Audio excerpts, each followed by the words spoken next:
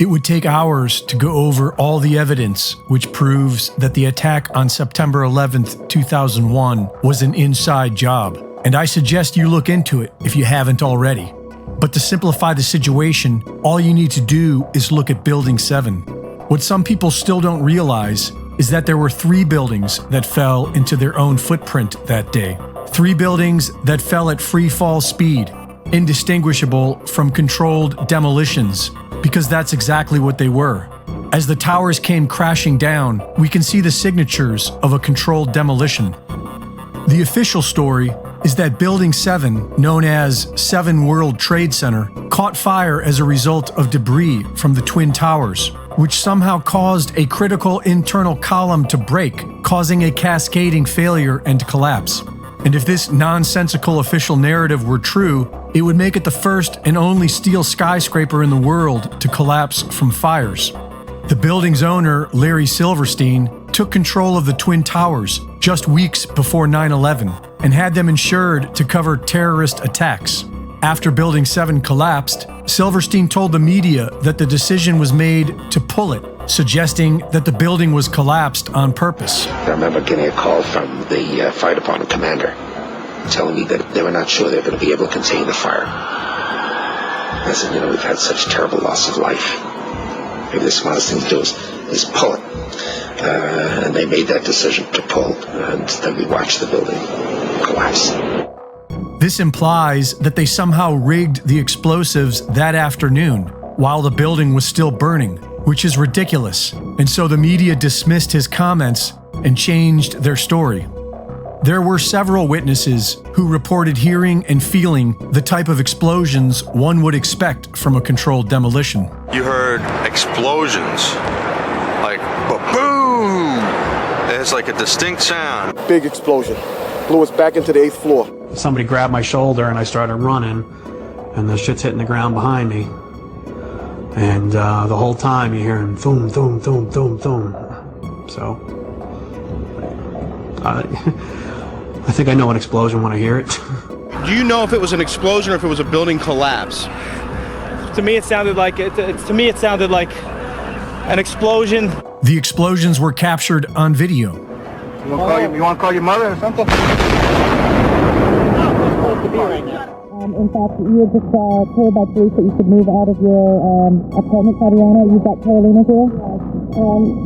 They advised us to leave because we had, oh my God. First responders were told that the building was going to be blown up. Keep your eye on that building as they're coming down. The building is about to blow up. Move it back. We are looking back. There's a building about to blow up. And you guys knew this was coming all day. We had heard reports that the building was unstable and that it eventually would either come down on its own or it would be taken down. The BBC reported live on air that the building already collapsed before it did. Television viewers could see it in the background, still standing. Ago was talking about the Salomon Brothers building collapsing, and indeed it has. Apparently that's only a few hundred yards away from where the World Trade Center towers were, and it seems that this was not a result of a new attack. It was because the building had been weakened. And the investigation never even investigated for explosives. The Republican White House then signed into law the Patriot Act, which allowed the next Democrat White House to target U.S. civilians as if they were domestic terrorists. And they amended the Defense Authorization Act, which allowed the next Republican White House to experiment on the American people with deadly gene therapy and nanotech vaccines. The same people who did 9/11 are pulling off the climate hoax and the deadly COVID shots. They run both parties of our government. Many have forgotten, and it's time to wake up before they kill us all. Reporting for InfoWars, this is Greg Reese.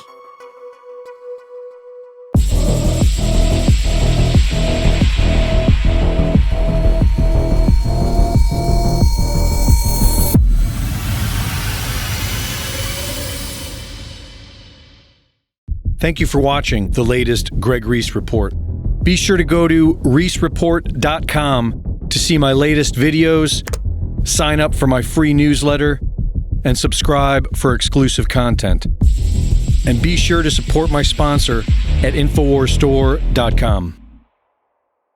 In the early 1900s, certain companies were off-gassing highly toxic fluoride gases into the atmosphere. The surrounding communities began to get sick. Laws were enacted to compel these corporations to install scrubbers to convert these gases into fluorosilicic acid, still highly toxic but containable. Now these companies had a stockpile of this poison, and there was no affordable way to dispose of it. Lucky for them, one of their major stockholders was also the Secretary of the Treasury, who was responsible for the Public Health Service at the time. And by 1950, the US government began buying this toxic, untreated industrial waste product and dumping it into our drinking water. Reputable studies show that it's causing various cancers and other disease. With the Alexa Pure Pro, you can have clean drinking water and a remedy to this madness. Available now at InfoWarsStore.com.